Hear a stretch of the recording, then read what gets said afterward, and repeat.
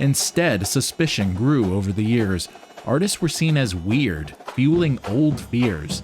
A divide that widened like Hatfields and McCoys, neither side hearing through the judgment and noise. Welcome to the General's Report. First Friday of every month on the Poets at War Creative Network. Video essays from your Bard-in-Chief, Joshua David Ling.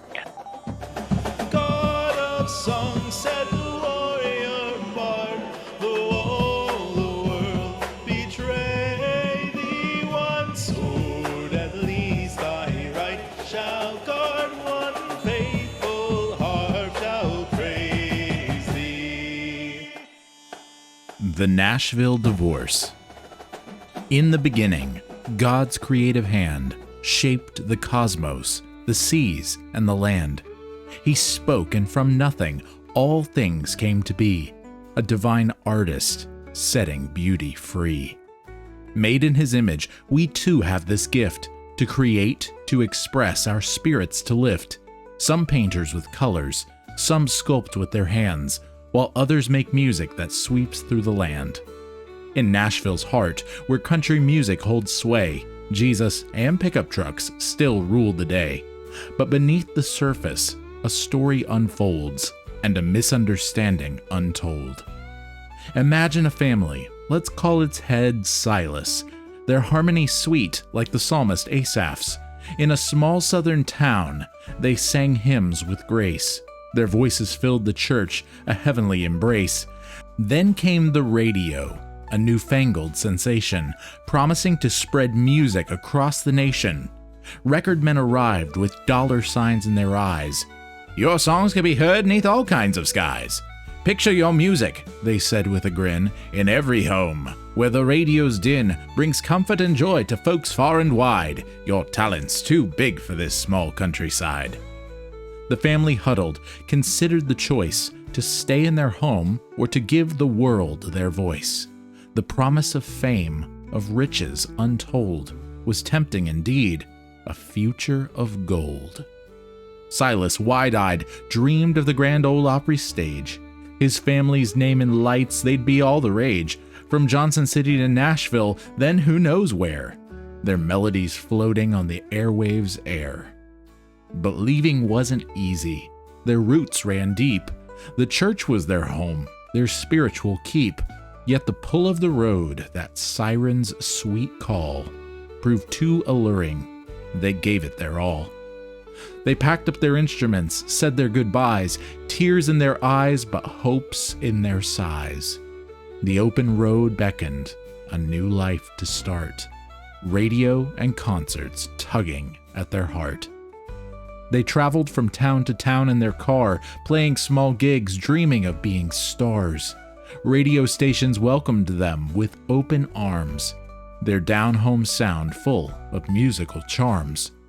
Money trickled in, more than they'd known before, but the cost of travel often left them poor. Hotel rooms and diners became their new home as they chased their dream, continuing to roam. The church back home watched with worried eyes, fearing the world might compromise the faith of this family they'd known so well. But couldn't they see? They had stories to tell. So picture this Silas, this hypothetical youth, torn between two worlds searching for truth. In one hand his Bible, in the other a guitar, trying to balance faith near and far. This tale of Silas could be anyone's story, of families who left seeking musical glory. Radio's reach and promise of wealth drew many away from spiritual health. But was it all loss? Could there be a way to carry their faith as they went to play? Could the church have seen it as a mission field, where songs of praise and more could be revealed? Consider the Psalms, David's great songs, expressions of faith, of rights, and of wrongs. God used his talents to speak to our hearts, proving the power of faith and art's parts. In their zeal to protect from the world's sinful ways, the church overlooked art's power to praise, to reach seeking souls with melodies sweet, to share God's love on every city street. The road can be lonely, that much is true, especially back then with no cell phones to help them through. But imagine if churches had opened their doors, offering rest to these troubadours. Instead, suspicion grew over the years.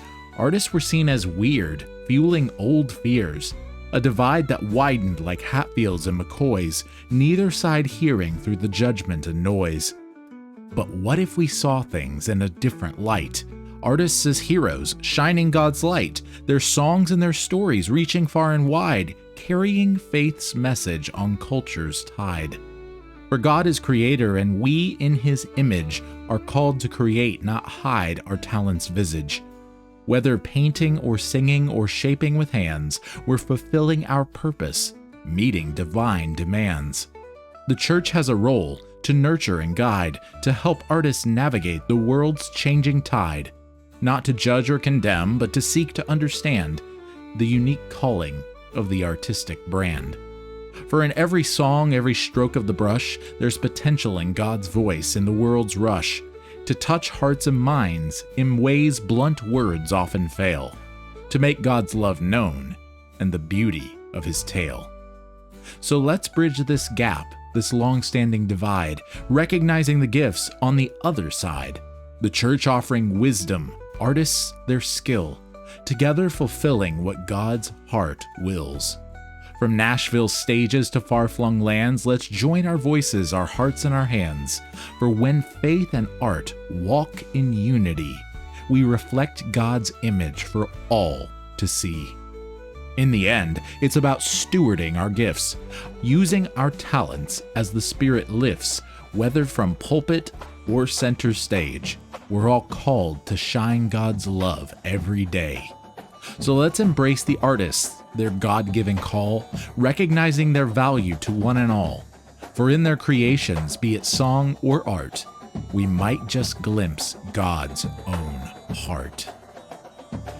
God of song, said the warrior bard, though all the world betray thee, one sword at least thy right shall guard, one faithful heart shall praise thee.